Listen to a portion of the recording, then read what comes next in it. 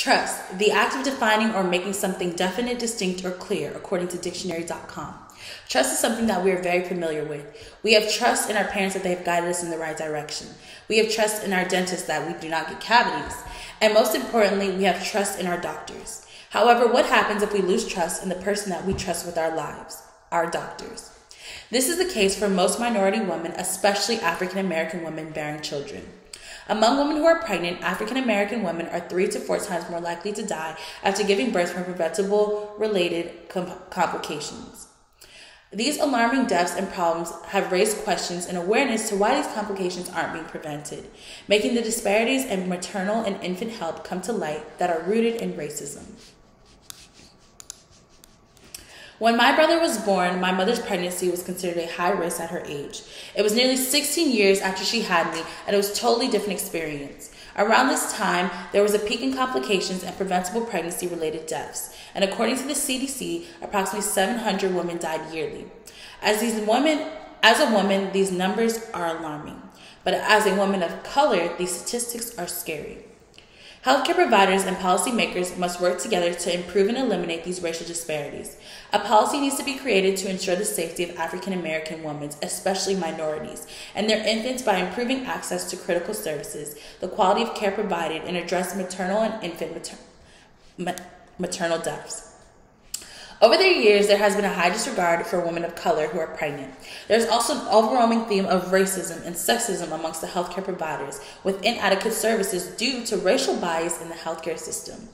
However, before further diving into these issues, it is important to discuss and distinguish what these biases are. First and foremost, racial bias is a form of prejudice based on implicit bias that is solely personal and sometimes unreasoned judgment that is made off of an individual's race. Due to these biases and disparities, maternal mortality rates are 3 times higher among Black, American Indian, and Alaska Native American women in comparison to white women. And despite these statistics being known, intensive research has proven that Black and Hispanic women are significantly at higher risk. These complications, additionally, other diseases such as cardiomyopathy, thrombotic pulmonary embolism, and hypertensive disorders contribute to more pregnancy-related deaths. And these disparities were held consistent between 2007 through 2008 and 2015 to 2016 without change. These complications due to racial disparities in the healthcare cannot be addressed properly without taking action and addressing the biases that lie within. With that being said, and further understanding how intense these biases are, you may be wondering how we can eliminate and work towards improvement. So first, let's discuss how these biases are formed. It starts in the office and results in an experience that turns into a pattern. A woman might go in for an annual checkup, but instead is faced with problems seeing her physician, being told misleading information, or being told information that is detrimental to her health. This can in turn turn into mistrust of healthcare providers, avoidance of care, and seen as not following medical advice. Amongst these issues, organizations and programs such as Medicaid Temporary Assistance for Needy Families and Nutritionist Sciences have received budget cuts as well as erosion in funds. And to further combat these problems, the American College of Obstetricians and Gynecologists have made guidelines stating that women should receive a comprehensive heart risk evaluation 12 weeks before delivery. 40% of women run into the risk of payment issues that affect this solution. Other problems include limited access to better insurance, denial of care, health care, and social services not offering their services at all, which in turn increases stress in pregnant women that can lead to complications. And outside of these problems, there are also social factors that are formed from educational level, sexual orientation, disability, and immigrant status. And as a result, these effects can have an impact on the infant and families. And some common conditions are unexpected deaths and C-sections.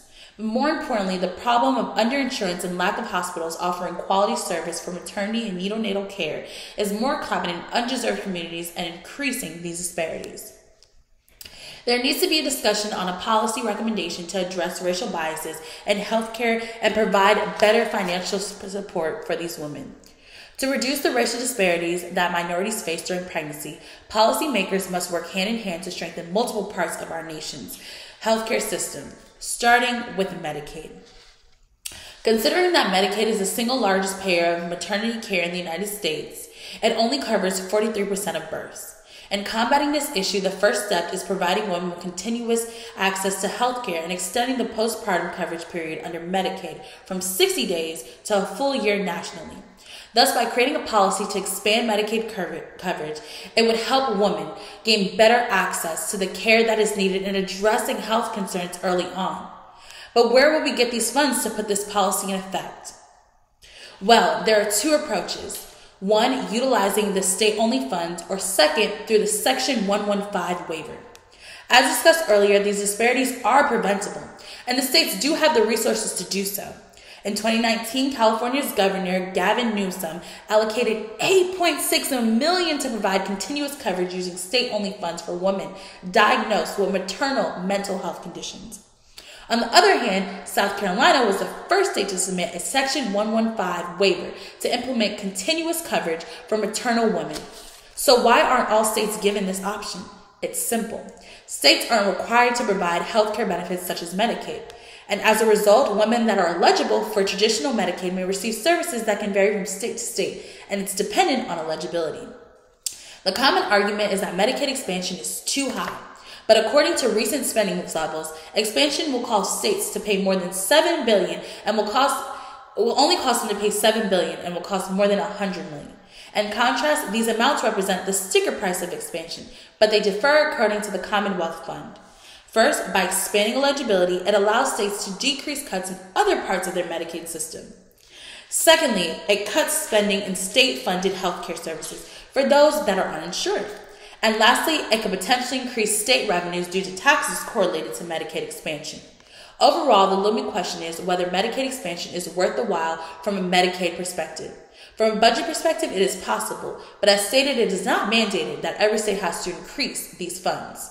While every state's Medicaid program is unique and the impacts of expansion may vary, it can be noted that states would not pay the full cost of this expansion. The actual impact on the state's general funds are a lot smaller than the expansion cost. So additionally, at times, Medicaid expansion pays for itself. Needless to say, Medicaid expansion would actually increase state spending and make strides to bridging the maternal mortalities that stem from racial disparities in our healthcare system. Over the years, there has been a recent recognition in these disparities, and the issue of mothers dying across the nation has finally gained the recognition that is far more than deserved, unfortunately. Eliminating these racial disparities in maternal and also infant mortality needs to be a priority that should be recognized and addressed nationally. By way of this policy, it would create the beginning steps and could solve the public health crisis. Although it can't fix every factor, such as the socials, it is an approach in the right direction. If it was you would want to have trust in the healthcare system that you depend on. Thank you.